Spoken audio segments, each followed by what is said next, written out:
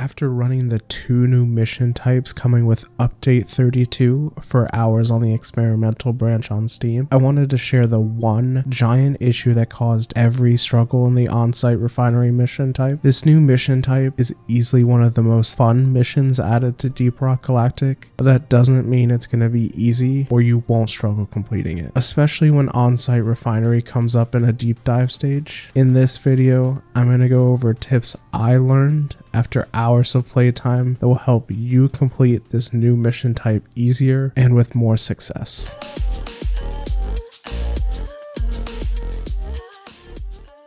Hi guys, I'm Legionless and this channel is about helping you enjoy your games more. If you want to enjoy your games more, subscribe to the channel and follow me on Twitch where we talk about this stuff and answer a lot of questions about the game. If you're not able to watch live, you can follow me on Twitter where you can submit questions that'll get answered. Single-handedly, what caused every single problem I ran into when running On-Site Refinery was because we just took too long completing objectives during the mission. Our resupply pods ran out, our nitro reserves dwindled, and we just couldn't keep up with the slowly increasing wave after wave of enemies coming at us, especially in the last leg of the mission where most of the action happens. I want to share what I think each class needs to or should be doing from start to finish of the mission, so it's clear what you should be doing to further the team's success, and touch on the possible weaknesses your class has during the OSR mission. If you have any tips yourself, share them in the comments so that we can all help each other out. Starting off, I think the Gunner is probably the weakest class during this mission. Gunner has no tools that make building the pipeline easier. He can't drop platforms that create an easy path like the Engineer, and can't just drill away a clear path like the Driller. He can't even move around the map quickly like the Scout to find the 3 Morkite wells. For the first half of the mission, the Gunner can only really help build the finished pipeline once it's been set and protect the team. Really, the best thing the Gunner can do when building the pipelines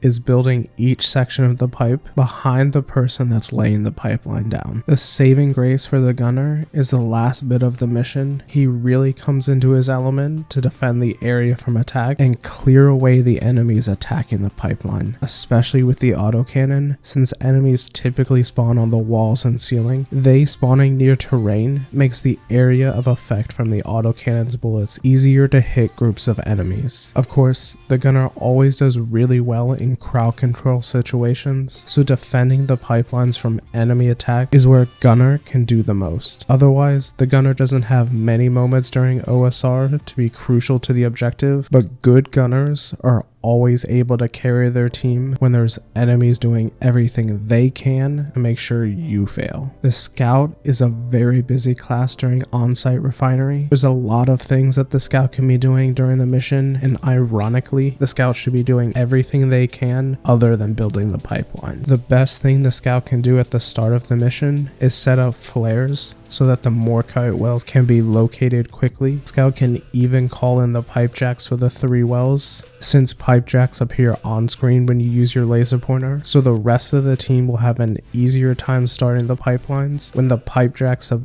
already been called by the Scout. Finding the Morkite wells quickly doesn't need to be exclusively on the Scout, but he can find the fastest and he can work on the secondary mission objective while the team is building the pipelines. He'll be completing the secondary objective almost exclusively by himself because the rest of the team will be working on the main objective of building the pipelines. In between tasks, the Scout should be grabbing nitro to keep the team going with resupply pods when needed, or building the pipelines connectors while it's being set up. When it's time to defend the pipeline and repair any leaks, the best thing the Scout can do is keep the area well lit so everyone on the team can see what's going on, if they're in danger, and where the danger is coming from. I'm going to lump Engineer and Driller together because they're both the ones who should be building the pipelines for the team. Their kits both let them do it fairly easily, since they can either create a path for the connectors to be placed on, or can drill a tunnel directly to the pipeline. Depending on the team, you can either work together on each pipeline,